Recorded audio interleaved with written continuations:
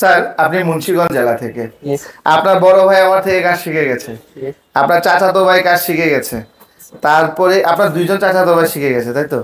না স্যার, একজন চাচাতো ভাই আর ভাইয়ের পারফরমেন্স দেখে কাজের অভিজ্ঞতা দেখে পাশে তিনজন দোকানদার এসে মানে একই সিরিয়ালে আমার 5 জন স্টুডেন্ট আছে, অর্থাৎ একই মার্কেটে আমার 5 স্টুডেন্ট একসাথে দোকানদারি করে, অর্থাৎ 5টা দোকান আমারই স্টুডেন্ট।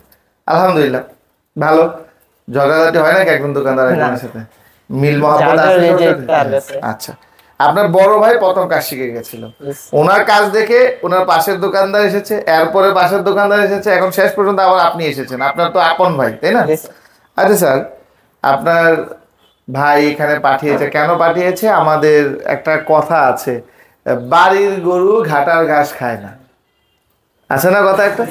আপনার ভাই প্রতারিত হলে অবশ্যই এখানে পাঠাতো না, তা আপনাকে ভালোর জন্য পাঠিয়েছে, আপনার ভাইও ভালো কাজ করে, আপনিও এসেছেন, তো আপনার কি মনে হচ্ছে, আপনার ভাই কি ঠিক জায়গায় পাঠিয়েছে না ভুল হচ্ছে মনে হয়? না স্যার, অবশ্যই ঠিক জায়গায় পাঠিয়েছে।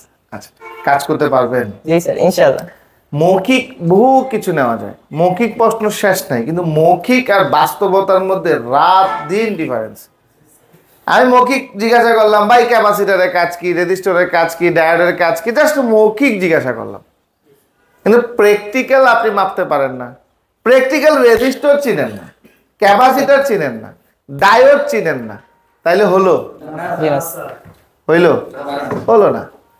একটা মোবাইলের পাওয়ার আইসি কিভাবে ভালো না খারাপ চেক করব, সিপিইউ ভালো না খারাপ কিভাবে চেক করব, ইএমএমসি ভালো না খারাপ কিভাবে চেক করব, চার্জিং আইসি ভালো না খারাপ কিভাবে চেক করব, এই বিষয়গুলো আমি বুঝলাম না।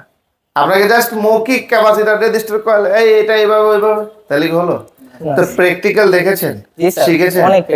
আমি যদি ডায়াগ্রাম নিয়ে আপনাকে একটা প্রশ্ন করি বা ডায়াগ্রাম দিয়ে যদি একটা মোবাইলের পাওয়ার সিকোয়েন্স চেক করতে বলি, পারবেন? জি স্যার, অবশ্যই। শিওর? জি স্যার। ওকে।